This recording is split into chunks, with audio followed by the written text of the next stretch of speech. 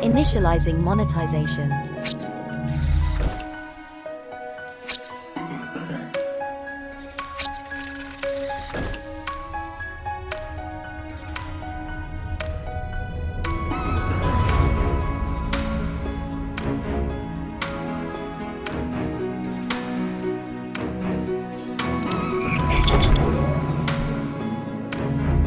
Monetization process successful.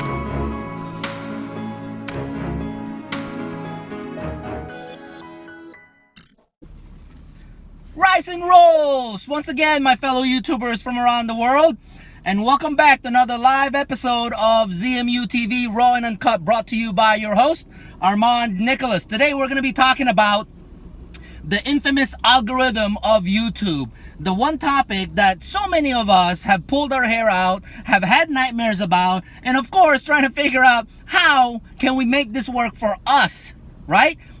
You got to work with the algorithm, not against it. So today we'll be discussing how does YouTube algorithm work. This is a guide to getting more views, more watch hours, and of course more subscribers to your channel. But before we get started, as usual, please make sure to take the time to subscribe to the channel.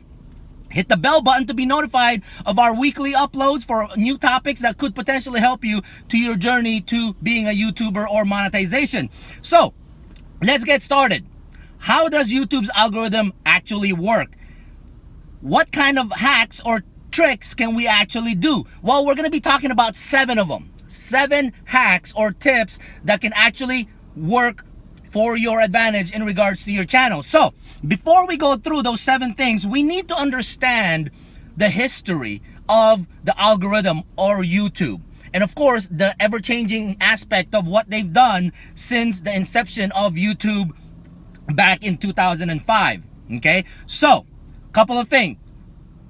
If you are looking to increase your views or subscribers and watch hours for your channel, you have to understand the algorithm. You have to understand the concept of YouTube in regards to how they promote or recommend videos on their platform, right? If you work with the algorithm, you could use it to your advantage instead of against you or your channel, right? So here's a little bit of a backup history on the algorithm for YouTube. Back in between 2005 to 2012, right? That's a pretty long 7-year history. YouTube's main concern was the view count, right? Or also known as the clicks that's happening on your videos. So they went from an algorithm of only considering the views and of course the click counts. That's why back then monetization was fairly simple. You just had to have a certain amount of views or clicks on your channel to be monetized. Then they made some changes. Back in 2012, they went through from 2012 to 2016, if I'm not mistaken. They went from view counts to watch time, right? They wanted to consider, are people actually watching your videos, or people are just clicking on your videos and then moving on to the next thing, right? So their algorithm started to change at that point.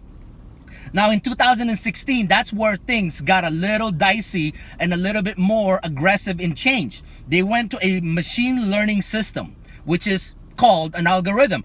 Instead of just taking the views or the watch hours that your channel is creating, they started looking into the actual machine learning system, which is an algorithm. It's a formula, right? I mean, who knows what that formula is? No one knows, but people can actually interpret it and understand it, and that's what you're here to learn today, right?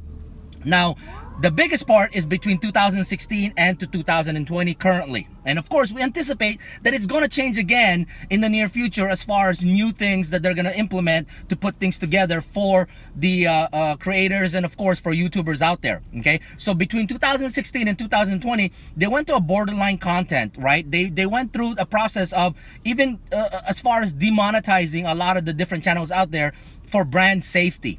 Because back then you could have just uploaded anything on YouTube that you wanted. Now they have guidelines. They have community guidelines that prevents, hurtful or prevents inappropriate content on YouTube. They're protecting themselves. This is one of the biggest changes that you all probably remember is the made for kids video, just because they did some research on that, obviously found that a lot of kids are watching YouTube, so they wanted to protect the community worldwide from information that could be utilized by children from around the world to be harmful or inappropriate, right? So with that said, how does YouTube's algorithm work between 2020 and 2021 moving forward, right? According to YouTube's algorithm, it's basically a real-time feedback system. It's a real-time feedback system that basically tailors the videos to each viewer. The algorithm figures out what is it that you like to watch, right? By means of your watch histories, by means of the information or data that they gather, to see what are you watching on a regular basis. And that's how YouTube's algorithm figures out what video to recommend to you after you watch that particular video, right? Back in the day, after you watch a video, you would actually have to click on another video or search another video similar to what you were watching, but now it's done for you by the algorithm. It automatically suggests other videos of the similar topics or similar interests that you have been doing based on your history with YouTube, as far as when you're logged in or because of your cookies and the data that they have, right?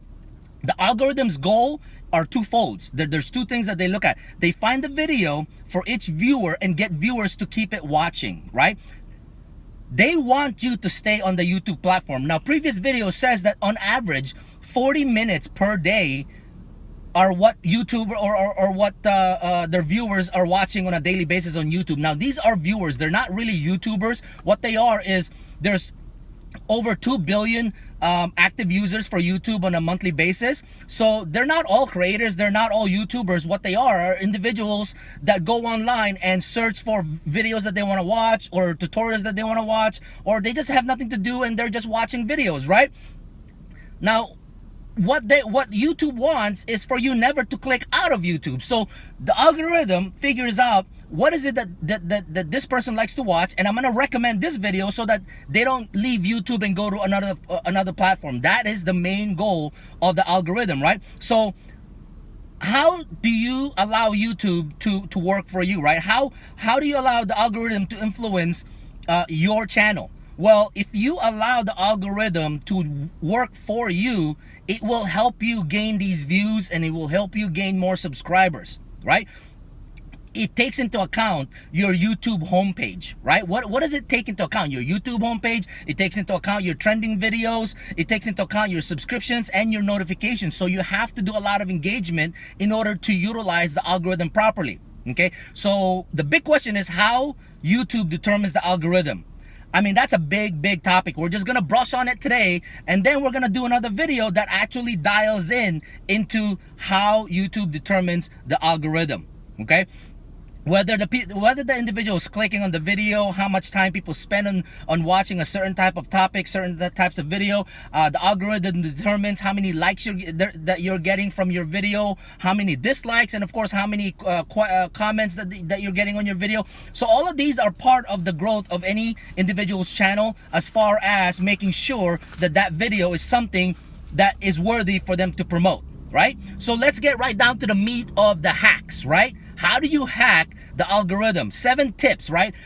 Out of the 7, if you even utilize, let's say 3 or 4 or 5, or maybe even all 7, if you can actually do it, it will give you a better fighting chance to survive the YouTube competitive nature, as far as the over 2 billion users around the world, as far as the 400 million hours or 6 billion hours that's being watched every month. I mean, you have to stay competitive, right? So what are these 7 things? Well, number 1, you have to optimize your video description. Your video, you know that box underneath the title of your video? That was not meant to be emptied, right? That was meant for you to put a description of your video in there.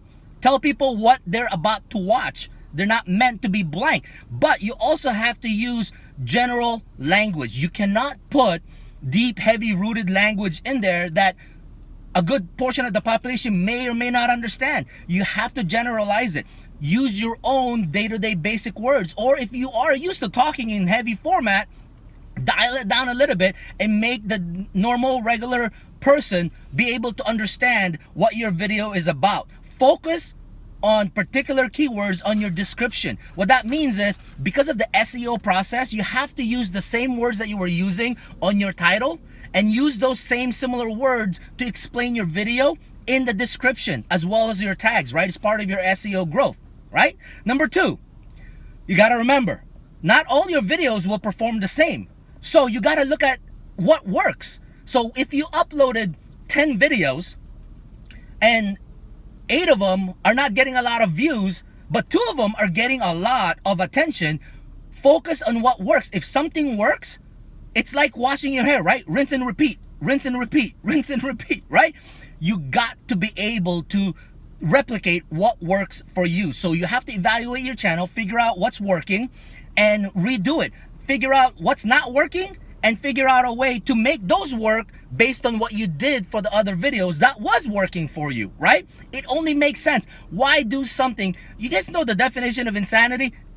Doing the same thing over and over and expecting this a different result, right? So if you keep replicating something that doesn't work for your channel and expect that it'll one day work, it's not going to. It only works if you make adjustments to those, right? Now, if it is something that's working, right? If it's something that's working and you're getting a lot of attention because of that particular video, and you replicate that process and how you did that video, how you uploaded that video, then of course replicate that, but make it better. Make it better so that it will have a better result on your future uploads.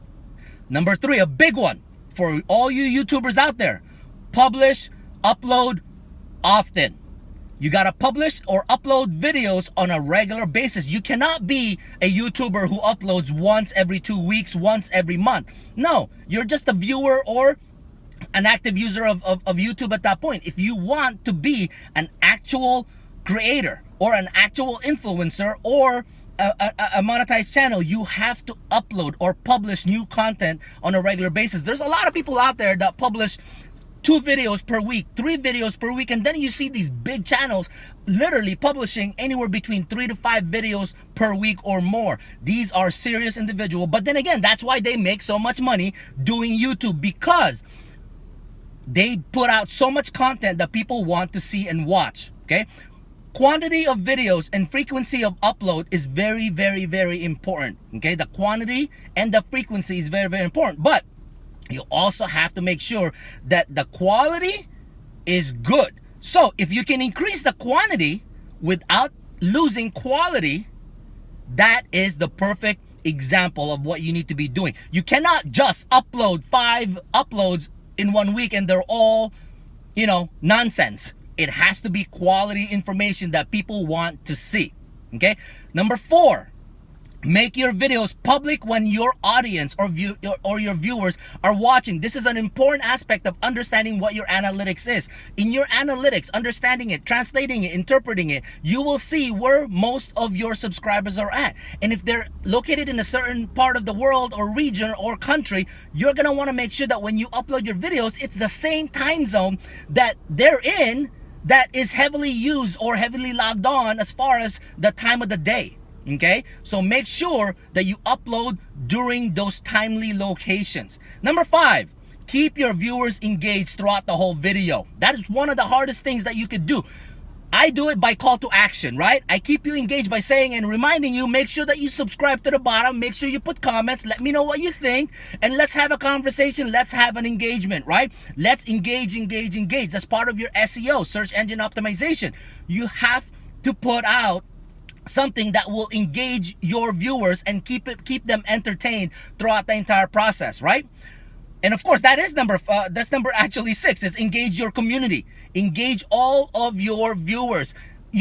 Create a conversation with them and make sure that they feel welcome, that that you're grateful for even watching your video, right? You got to engage them, okay? And of course, number 7, turn viewers into subscribers. Now, that's one of the biggest things that most people forget, is that, oh my gosh, I just got 2,000 views, on this particular video, but I'm not getting the subscribers. Well, maybe there's not a call to action. It goes back to the call to action. You gotta ask them and keep them involved. You gotta make them feel more important than your channel. They took the time to watch your video. You wanna ask them, hey, is there something I can improve on in this video? Or is there a topic that you may be looking for that will help me make a better video for you in the community in the future? Okay, so those are the 7 things that you need to consider. And if you do, like I said, 3 to 4 of these on a regular basis, as you get to all 7 of them, you're going to end up hacking that algorithm. You're going to end up basically allowing that algorithm to work for you instead of it working against you. Take this into account. The big channels do it. Why shouldn't you? Right? So once again, I thank you for taking the time to watch a short episode of Team ZMU Live. And of course, once again, my name is Armand Nicholas. And don't forget to subscribe. And don't forget to leave your comments, like or dislike. Let me know what you think about the video and how we can improve on it or what your experiences are. Till the next time, we'll see ya.